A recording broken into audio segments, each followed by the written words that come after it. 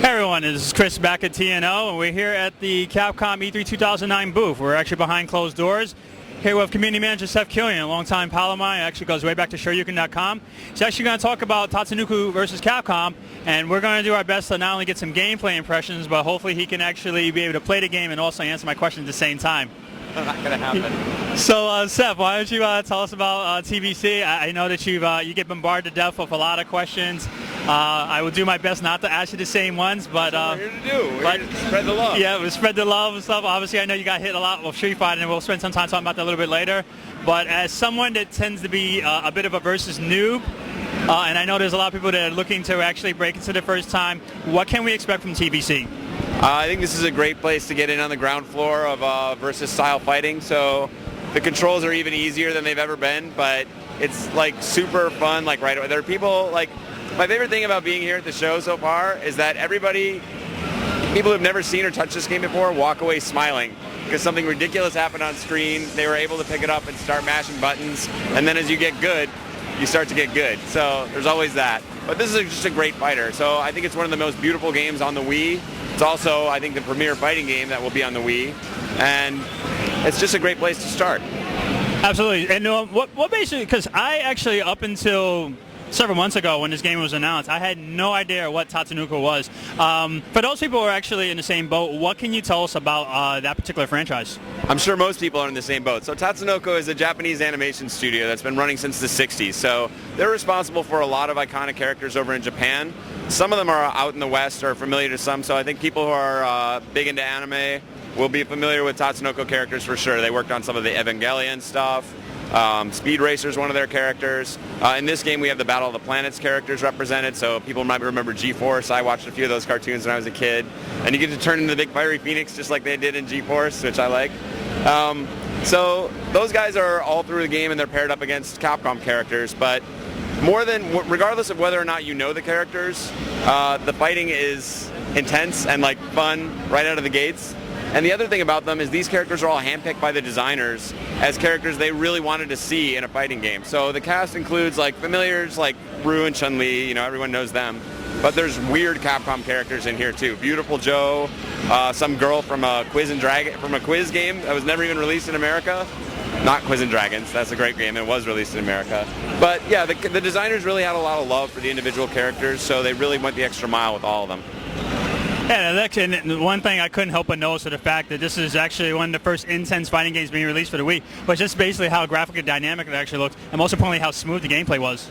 It really is like butter. That's why I fell in love with it right away, because I was like, when I was playing the early development builds, everything was broken. You know, everything was over the top, super broken. We've tuned it up well since then, but it was so fluid. Like I had forgotten because I hadn't played Marvel vs. Capcom 2 in that time because I opened up my Dreamcast and probably since the last tournament.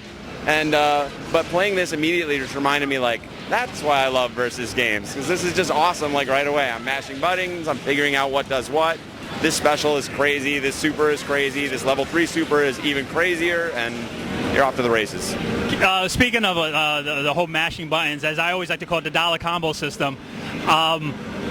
Take us briefly just through a typical setup, because I actually couldn't help but notice when I was playing the game that unlike the Versus series where you actually had 4 buttons, you still have a 4-button system, but in terms of the attack buttons, you basically just have a weak, medium, and hard button. And in terms of getting those combo chains set up, basically what would be a typical combo setup? Well, it begins as standard chain combo where it begins with light and goes to hard, but you also get a lot of dynamism from standing to crouching, so you can get a lot of move variety by just going to standing to crouching. So I think that is a concern for some of the hardcore fighting people who haven't played the game yet. It's like, well, the 3-button system. People have the same concerns about Marvel 2, like 4 buttons instead of 6. That'll never play good. That turned out to be okay. I think they've got it down with 3 as well, actually. So my challenge to anybody is play the game for 30 seconds. Just 30 seconds. If it still bothers you afterwards, fine. But you pick it up right away. You're able to do your launchers. You want to do a hurricane kick, same motion. Any button will do a hurricane kick. Dragon punch, same motion. Any button does a dragon punch. So it sort of switches interchangeably between punches and kicks, but in a very natural way. And frankly, most of the Versus series moves are like, what you call a kick is like Anacharis' like foot disappearing through the floor and like coming to, that's crazy anyway. Like that's not a kick, all these moves are crazy. So once you get into it and play for a little while, it's very natural. Absolutely. And speaking of basically in terms of the casual players, but obviously the hardcore audience would be really concerned basically how well this game will play, especially since there's certain nuances, certain glitches that you would only come to expect from MMC. Are there similar glitches that are basically going to end up occurring in this game? I know that some people did talk about some of them actually were removed. Is that also happening with the home version? Yeah, the team is going to be revisiting, so we got a lot of great feedback from watching excellent players play TVC in the wild, so to speak. And so they learned a lot from that, so they are going to look back and try and handle a few of those specifics to really make sure not only that the game looks great, but it plays at everyone's expectations. And even beyond that, the team is talking about finding ways to expand the character lineup to make this the really penultimate version, and they're even talking about trying to bring the game online, investigating that as a possibility. So this is really the Tatsunoko versus Capcom that everybody wants, and we did it because the fans were asking for it, and I was excited about it, so hopefully everyone loves it. Yeah, and it looks really good. Do you think basically if the game ends up doing really well and basically successful on the Wii, that there's a possibility that this can actually transition over to the 360 and PS3 platforms? Yeah, well, as you mentioned, there's no plans for 360 or PS3 right now, but of course, if the game is a huge success and we need to get it into more people's hands, you know, who knows what the future holds. Right now, Wii exclusive for sure, but yeah, Capcom likes money like any business, so obviously we'll figure it out.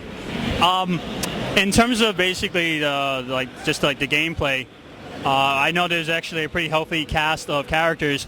All the characters are going to be available in the game? Are they instantly unlockable? And actually, how many unlockable characters will be presented in the game, if any? We're still investigating that, so these are questions, good questions, they're just not baked yet. So it's a decision we're still talking about. I like to have all my characters ready right out of the gates. So with Marvel vs. Capcom 2, for instance, there's no unlocking. All the characters are available immediately. So we'll see. Japan still loves sometimes holding back a special surprise for players that are able to achieve certain challenges. But we'll see. The team will do something fun. Perhaps this has actually already been announced, but would this game actually be featured in the upcoming Evolution tournament? This year, we're trying to train up our competitors to go to Japanese Super Battle Opera, where they'll be playing the arcade version of Tatsunoko versus Capcom. We have some exhibitions going on at Evolution this year for Tatsunoko versus Capcom, but we wanted to wait for the home release before we considered really adding it to the tournament lineup, because right now, the only way people can play it is maybe if they have a modified Wii or are lucky enough to have an arcade. But we wanted more people to be able to get their hands on the game to really have a proper tournament. So next year, if this is a successful game, I think you'll definitely see it at Evolution. Are there any other plans other than basically the standard Wii arcade stick to also release similar accessories in the fashion that they did with Street Fighter 4? We are, I love sticks. If I get a chance to do something special on the Wii, that would be something I would personally look forward to. So it's something we're thinking about, but we don't have any firm plans right now. We're worried about keeping the game as good as it can be. But as far as playing goes, you can play on the Wiimote and Nunchuck. You can play on arcade sticks. You can play on a classic controller. You can even play on the GameCube controller. So there's a lot of ways to play it. It actually plays, I'm not a fan of pads. I'm a big arcade geek. But I actually think it plays really well on the classic controller. Okay. Well, Seth, thanks actually for your time. We'll be sure to come back later and record some standard gameplay impressions. Thanks very much. Not a problem.